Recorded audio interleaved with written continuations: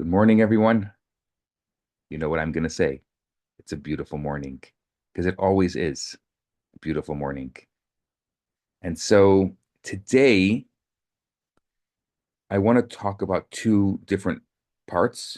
So, in this class lately, what I've been doing is touching on elements and themes that are pertinent to Jewish life of the moment.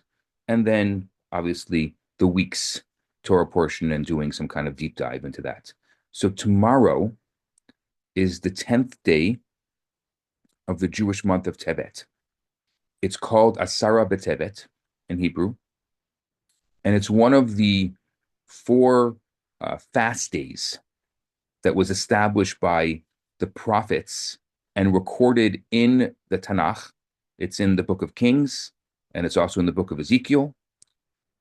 And these are the four fast days in which we mourn and we grieve for the devastating events in Jewish life. I don't want to say Jewish history. I want to say more Jewish our story. I don't like when people call it his story or her story. It's our story. It's our life. It's our family story. And the reason why these fast days and these moments are so important to us is because it's part of who we are. It's our inheritance. It's our legacy. And if we separate ourselves from Jewish our story, meaning history, then we're missing such an important element of our lives. So I'm going to try to get through this the best I can because I want to give you, I can spend the entire class on this, but I want to give you a couple of elements. And there's also something unique about this year. And I want to talk about that as well. So there's four different fast days that commemorate events that surrounded the national exile. The the greatest point for the Jewish people was during the time of the Holy Temple, during the time of the Bet HaMikdash, when we had a beautiful sovereign Israel and Jerusalem. This wasn't after 1948, well before 1948. And so when we were exiled from our land, from our homeland, it was a very difficult time. I mean, you can imagine how much it means to us today to have it back after 2,000 years.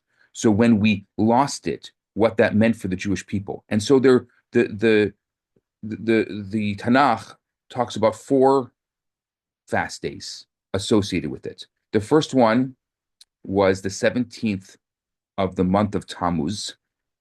And this is when the Babylonians broke through the walls of Jerusalem in order to capture and destroy the city. The walls of Jerusalem were breached, and the first temple by the Babylonians, and the second temple by the Romans. Then there is probably one you've heard of, Tisha B'Av, the 9th of Av. That was 3 weeks later during a period known as the 3 weeks. And that fast commemorates the day when the first and the second holy temple were burned down on the same exact day. And these were the first one, the first destruction was in the year 3338, which was 586 BCE. And the second temple was destroyed uh, around a little less than 600 years later, which was 3828 in 68 CE. So just to give you a little bit of the history. And so that's Tisha B'Av, and that is the saddest day of the Jewish calendar, the day that both temples were destroyed. Then there's a fast day called Tzom Gedalia, which is the day after Rosh Hashanah. And this fast follows and commemorates the day when the last hope for the sovereignty of Israel and the Jewish people in the Holy Land after the destruction of the temple was extinguished.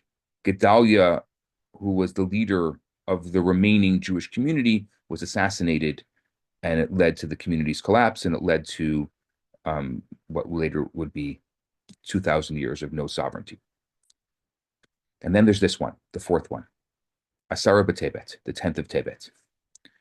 This fast day that's going to be tomorrow, it commemorates the day when the Babylonian army surrounded and laid siege to the walls of Jerusalem.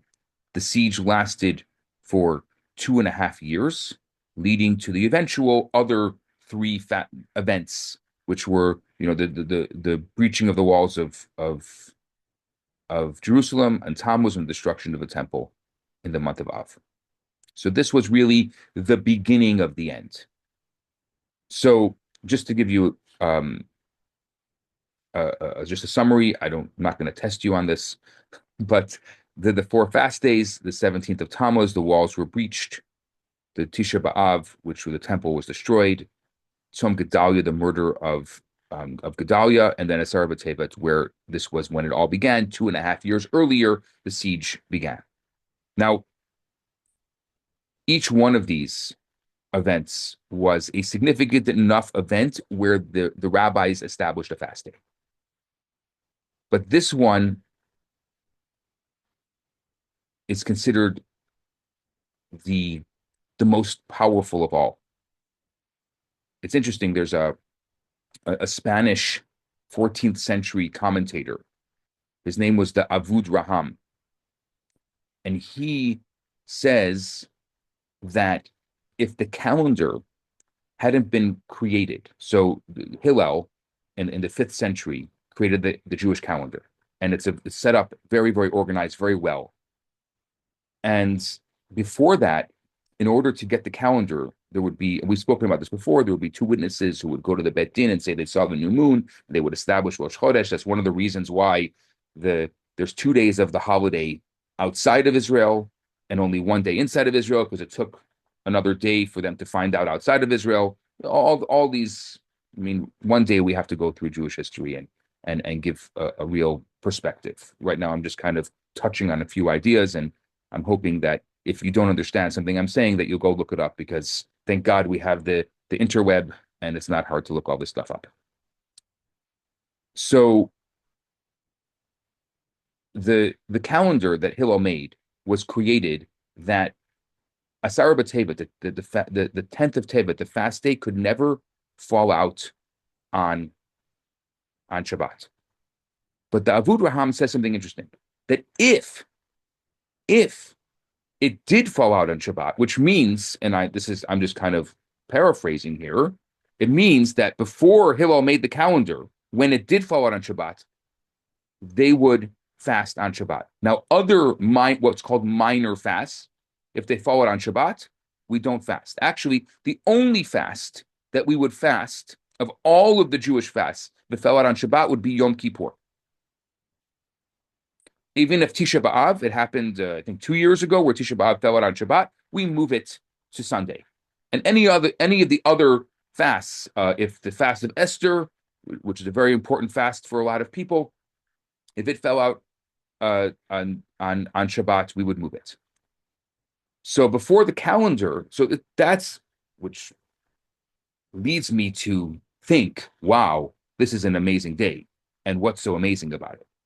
So here's my little rabbit hole deep dive on why this day is so amazing.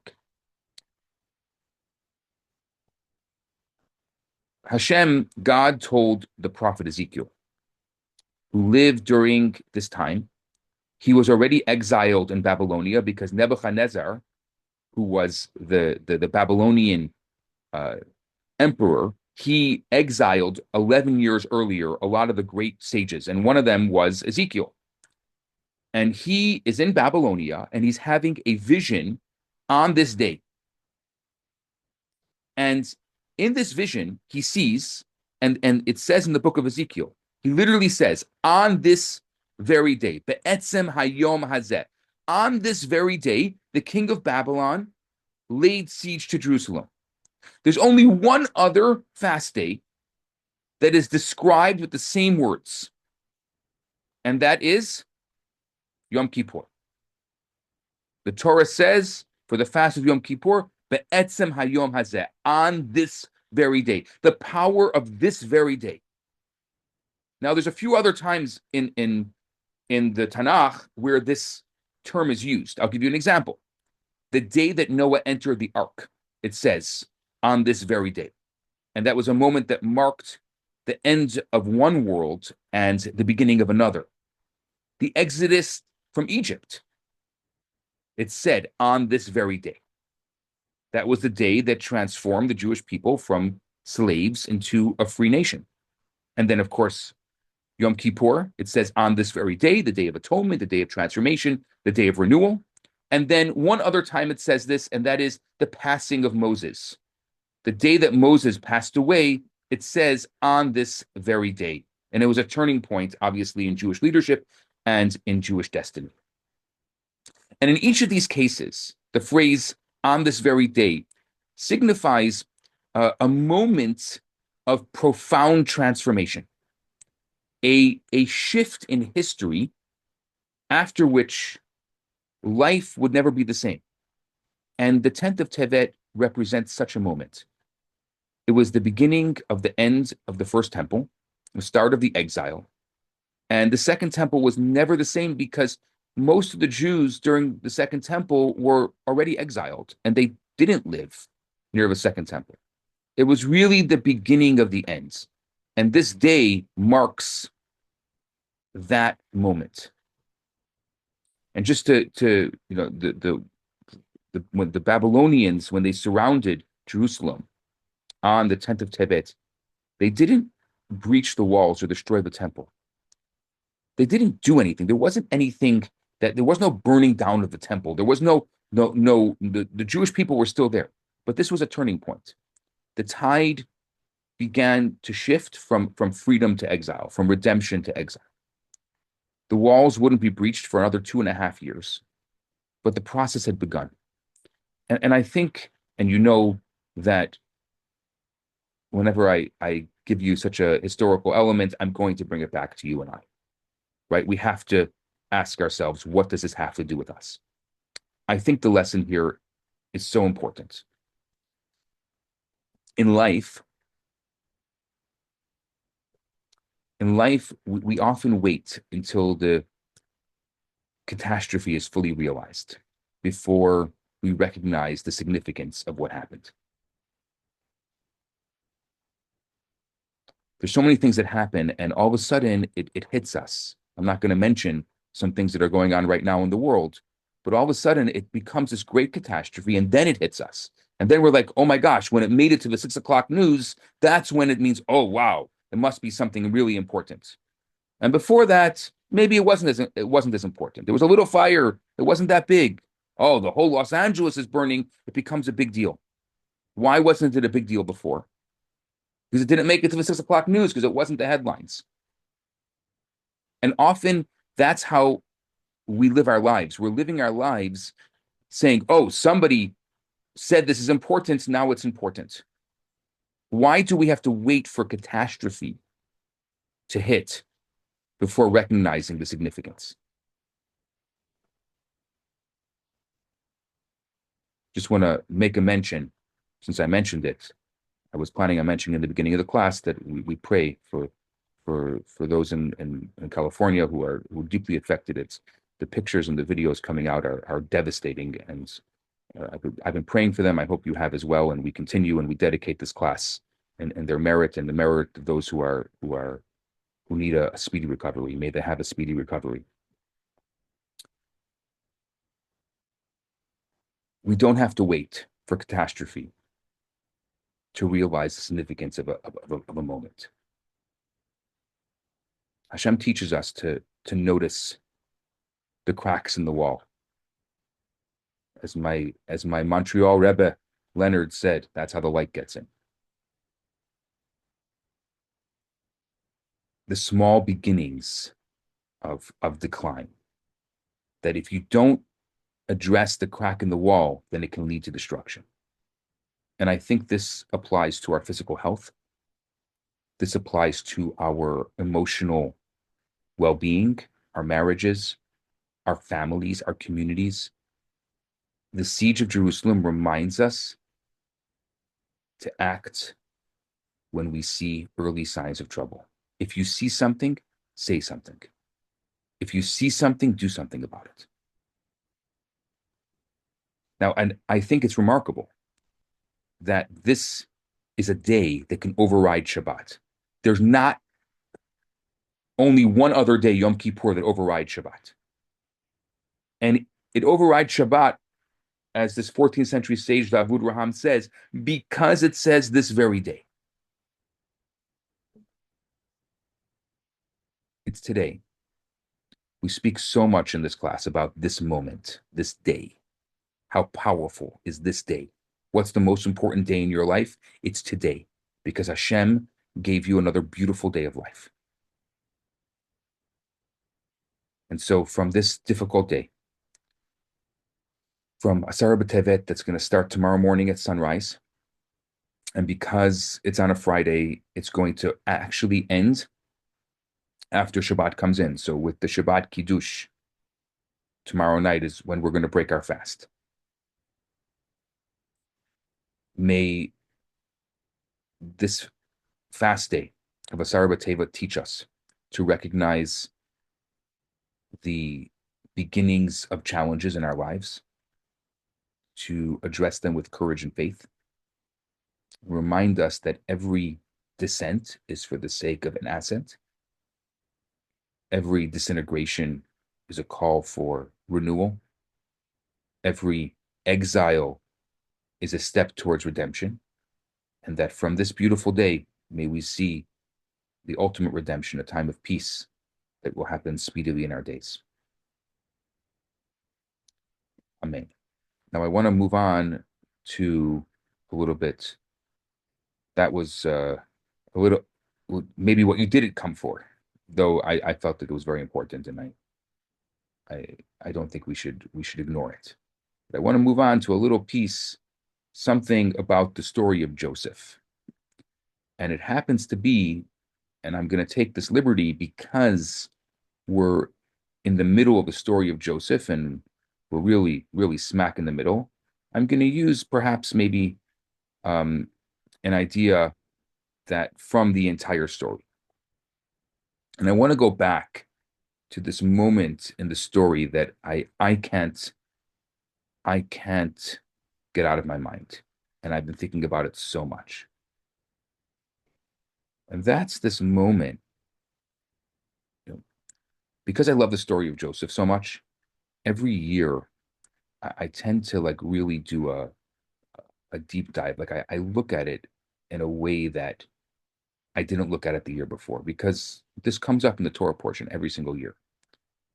And so I kind of got stuck this year on this point, and I wanna focus on it. The story of Joseph when he reveals himself to his brothers after decades of a bitter separation. It's one of the most dramatic moments in the entire Torah. 22 years earlier, Joseph was 17 years old.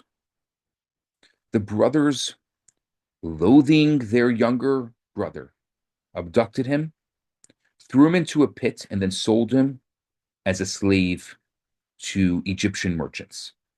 In Egypt, he spends 12 years in prison, and he rises to become the viceroy, the prime minister of the country, the superpower at the time. And now, more than 2 decades later, there's a moment that is finally ripe for a reunion, an emotional reunion. And I want to just focus, I just brought it up here. It's Genesis chapter 45. And I'm just going to read you the piece because this is what I want to focus on, this piece. And I want to read it to you from the Torah itself because I can never say it better than the Torah could say it. It says the following: Joseph could not hold his emotions. He dismissed all of his Egyptian assistants from his chamber. Thus, no one else was present with Joseph when he revealed himself to his brothers. He began to weep with such loud sobs that the Egyptians outside could hear him. And Joseph said to his brothers, I am Joseph. Is my father still alive?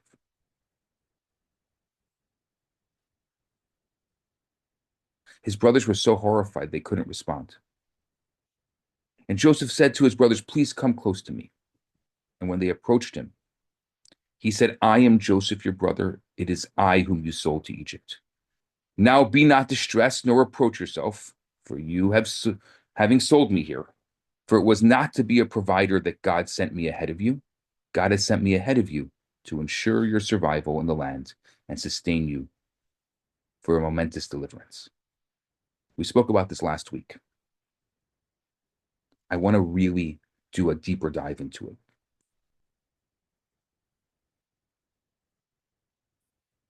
I am Joseph. Is my father still alive? The brothers were so horrified, they couldn't even respond. They couldn't even respond to him. They couldn't believe it. I have to just picture this moment where they're just, what? You? You're Joseph? No, that can't be possible. You're the 17-year-old that we sold? No, come on. Am I on candid camera? Come on. Really? I mean, if you weren't Joseph, how would you know about Joseph? How would you know the story? It's clear that you know the story. But you're Joseph? Really? Really? Please come close to me. Like he literally just going to intensify the moment. Come close to me. And they approach him and he says, I am Joseph, your brother, who you sold to Egypt. How would he know that? How would he know the story? What's amazing to me is in this moment, they're shocked. I mean, there's no question. I would be shocked. You would be shocked. They're shocked. And in this moment, what does he do? He tries to bring them solace and comfort. It's their problem. It's their story. It's not even his story. His words, after they're horrified, seem to have the opposite effect. I am Joseph, your brother, want to remind you, the one you sold to Egypt. He makes it clear that they're the ones who committed this crime. Why would he do this at this point when he's trying to relax them? Especially, I was mentioned this, considering that Benjamin, didn't know what they did to him. And he's now, for the first time, he's finding out and he's shaming them in front of his own brother, who he actually never really knew. And he already said to them, I am Joseph. Why does he have to repeat it? And we mentioned that last week. He says it again, I am Joseph, your brother, the one whom you sold into Egypt. I think what's even more is that, did he think they forgot that he sold him to Egypt? Did they have another brother, Joseph, that they sold somewhere else? And even if he felt compelled to share this piece of evidence to prove that he was Joseph, maybe he thought they wouldn't think that he was Joseph. And no one else would know the story. Why didn't he say this the first time to identify himself?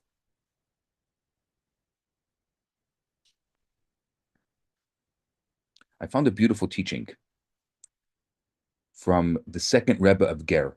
His name was Rabbi Aryeh Yehuda Leib Alter. He lived in the middle or early 19th century, late 18th century. He was known as the Sifas Emes, and he explains something so powerful about this. And I want to talk about this today. When Joseph revealed his identity to his brothers, the brothers realized that all this time, They were only seeing an external Joseph.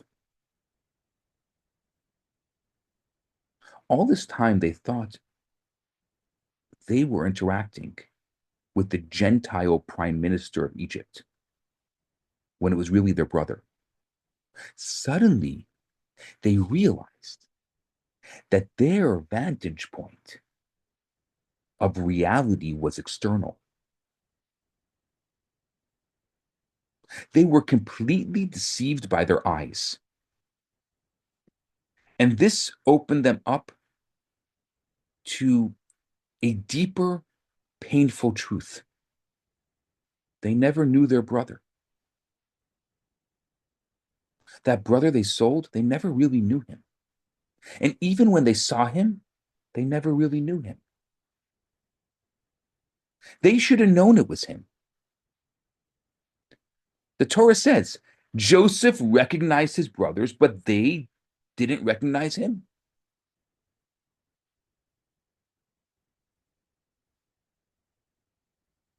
The Alter Rebbe explains so beautifully that Joseph easily identified the holiness within his brothers. They lived most of their lives isolated as spiritual shepherds. They were involved in prayer and meditation and study. Remember this conversation we had? Yet these very brothers, they weren't able to discern the moral richness that was etched in Joseph's heart. They weren't able to see who was in front of them. How often do we think we know someone, but we don't know them? How often do we see someone, but we don't know them? People, singles, tell me all the time when I set them up, oh, I know that person. Really? You know them? Do you know them? What's their favorite color? Oh, you saw them at a speed dating from across the room and you know them? Come on. So often in our lives, we think we know people, but do we know them? And what is the definition of knowing them? I think that's a question we have to ask ourselves. What is the litmus test? Like, how do I know that I really know someone? We're married for 10, for 20, for 30 years. How much do I know you? My own sibling. My own sibling. How much do I know you? And how much should we know someone?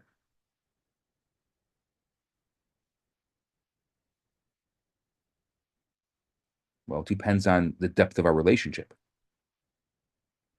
It depends on how important a relationship of depth is to us. I know I'm speaking to a group of people to whom meaningful connections are really important. So then we have to know this person very well.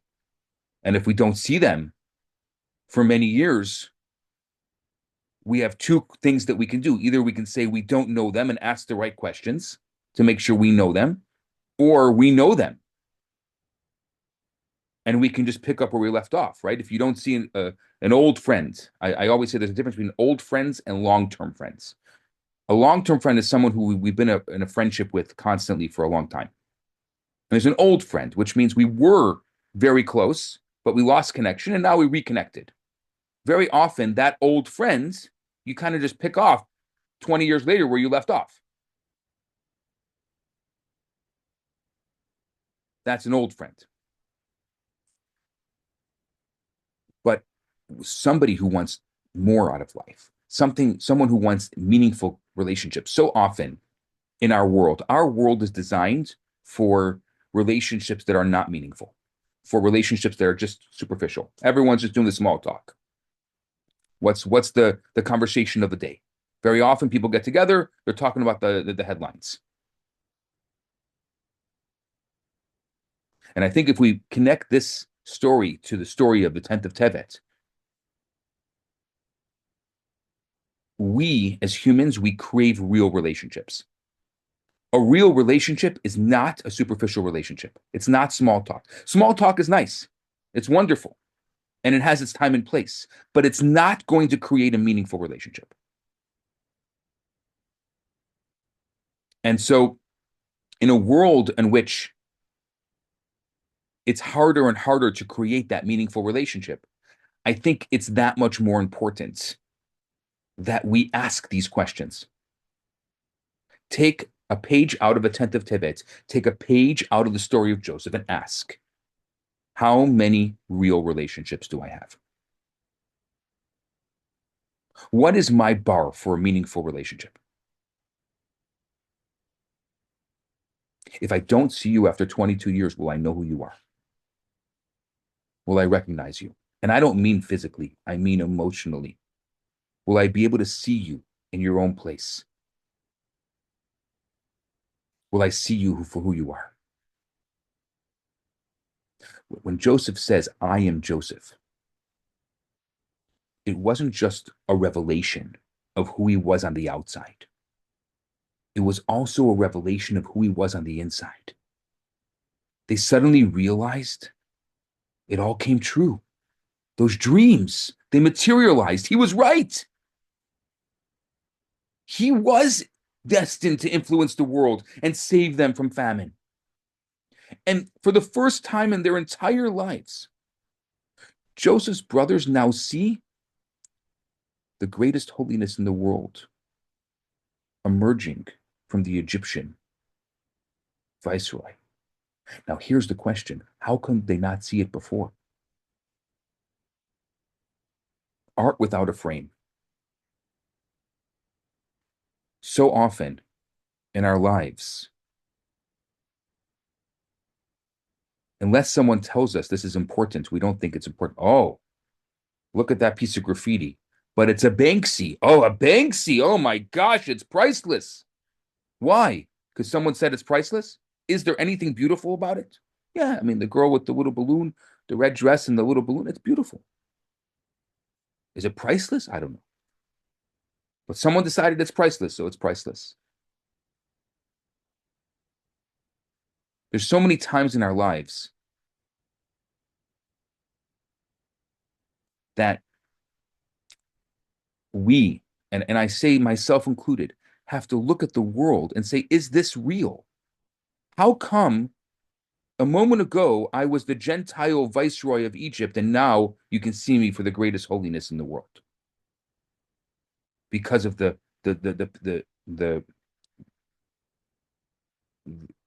reality shift that happens.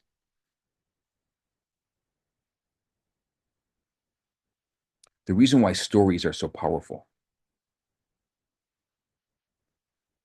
is because they serve as metaphors for our lives.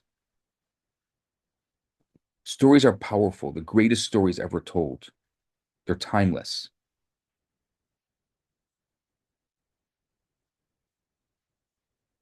The greatest way that we can connect to life is through narrative, is through storytelling.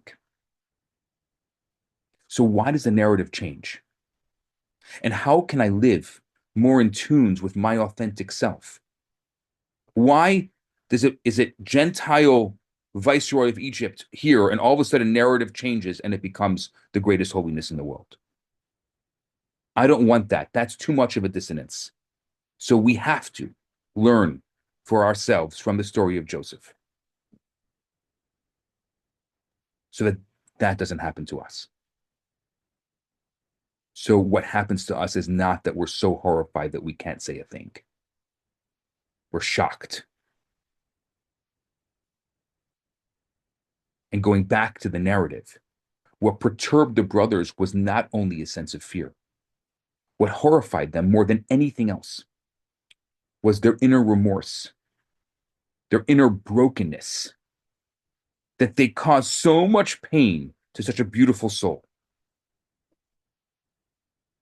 Imagine, I'm just going to give you an example. You're married to the most beautiful, amazing human in the whole world.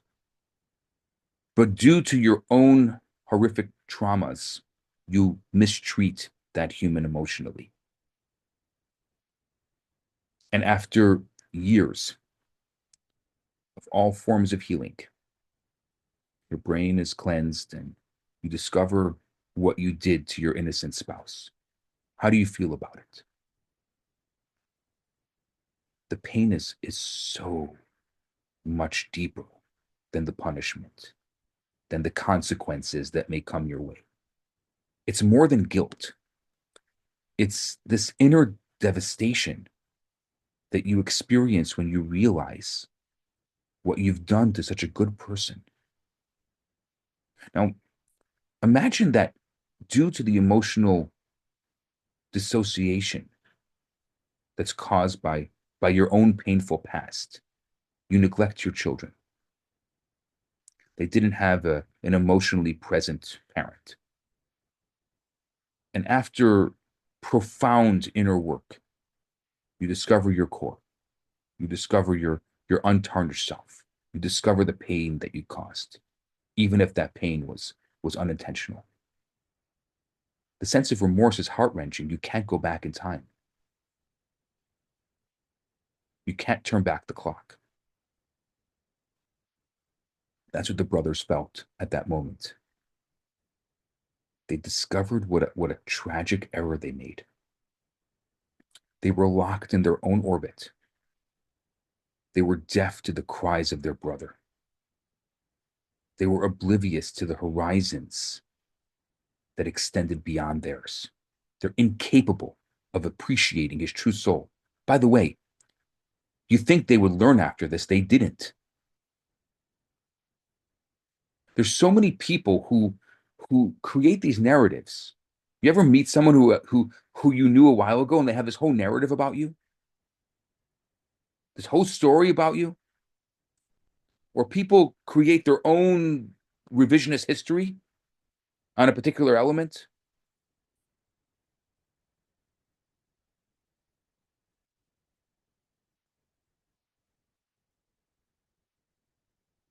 Sarah and I have our 20th anniversary, wedding anniversary that's coming up in in a short little while, a couple weeks.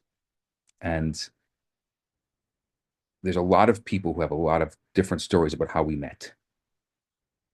And recently, I happened to hear someone asked the question in front of us, how did you guys meet? And this person happened to be there. And this person told a whole story about how we met, which there's some truth in it, but mostly not. But it's their kind of revisionist history of that story. Now, they never asked us, how did you meet? No, they just decided they're someone in our life, and they decided they knew us then, and they have a whole story. And they literally, when the person asked us, "How did you meet?" that person was there and told a whole story. And then after telling the story, turns and says, "Am I right?" And I didn't even answer because, yeah, I mean, there's some truth to it, but it's not the story. And that's such a common, like, it's almost like, do I see you? Do I know who you are? You think you know who I am. You don't know who I am. You think you know the story, but you created some revisionist history story in your head. How often do we do that? Do we look at people and create a narrative, create a judgment, create a story about them that really doesn't exist? I don't think there's anything greater today that I could learn from Joseph. Tomorrow, maybe we'll learn something else. But today, this, this is what we need to learn. And what ends up happening is, because we can't turn back the time, is they were crushed because of the pain they caused their holy brother, the pain they caused their holy father, the pain they caused the world, separating Joseph from Jacob for 22 years. Who knows, they thought, who knows how much light they deprived the world by separating a son from his father. And this is the moment when Joseph says to his brothers, "Please come close to me." Joseph wanted them to approach even closer, to gaze deeper into the divine light that was coming forth from his face. And when they approached him, what does the Torah say? "I am Joseph, your brother, who you sold to Egypt." Joseph wasn't repeating what he told them earlier. I am Joseph. And he wasn't informing them of a fact they were very well aware of. It is I whom you sold to Egypt. He was responding to their sense of tormenting pain, the guilt, the irrevocable loss. The words, I am Joseph, your brother, it is I who you sold to Egypt, is the original Hebrew, can also be translated this way.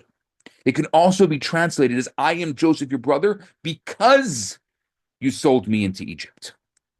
What Joseph was saying was something incredibly powerful.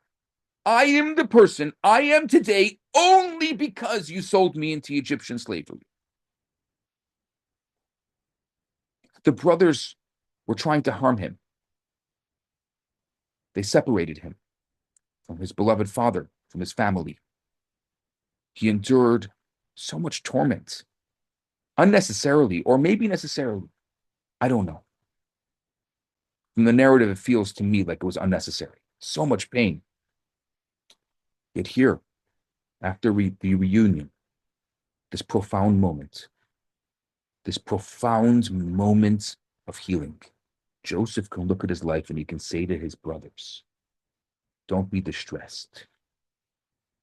Don't reproach yourself for having sold me, for it was to be a provider that God sent me ahead of you. God sent me ahead of you to ensure your survival in the land and sustain you for momentous deliverance. The powerful trials, the adversity he faced, the spiritual jungle of Egypt, are precisely what unleashed that atomic glow that the brothers were taking in. They have made him the person that he was now. Their mistakes have allowed him to become an ambassador of light, an ambassador of hope, an ambassador of love and healing in this world. Had Joseph spent the 2 decades voyaging with his father down the paved road of spiritual serenity, he would have certainly reached a great intellectual and emotional heights.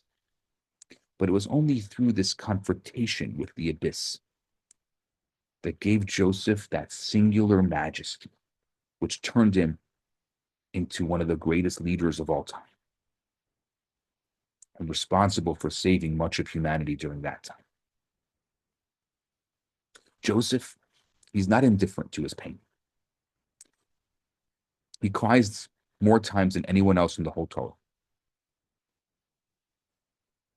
He didn't repress or deny his agony or his torment. But what does he do? He does something so amazing. He gazes into the pain and he sobs as he surrendered his ego, as he surrenders his expectations, as he dreams of what life must look like. Through that, he's able to discover something that we can only wish to discover. He was able to discover through his pain, through his torment, profound meaning and purpose in his journey. A profound meaning and purpose that he could have never planned on his own. So I want to just finish with this. I think I'm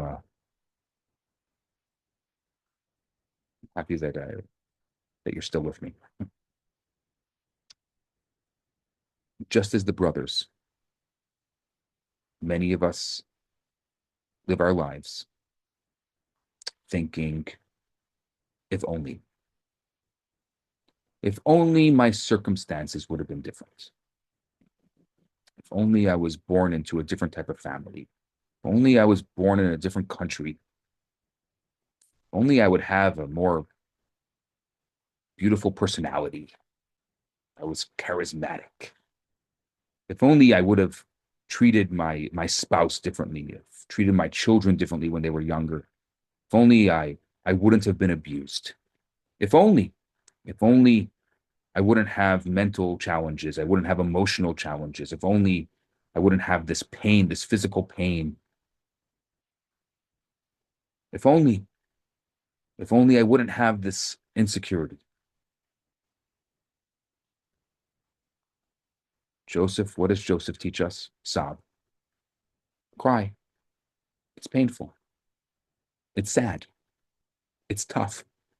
But then do as Joseph. Take a deep breath, surrender your expectations, and allow yourself to entertain the idea that the individual journey of your life, in all its ups and downs, is what will ultimately allow you to discover your unique mission in this world. What makes you special, what makes you different, why God put you in this world. You can discover deep in your heart that the mistakes you made are somehow part of the plan, part of your narrative, part of your story, what you need to go through so that more light can come into this world. Hashem should bless you, that you should be able to see this in others, have meaningful, beautiful relationships, and even more importantly, that we should be able to see this in ourselves, have a more beautiful and meaningful relationship with ourselves and all the different parts of ourselves. And with that, I wish you an easy and meaningful fast and a beautiful, beautiful Shabbat.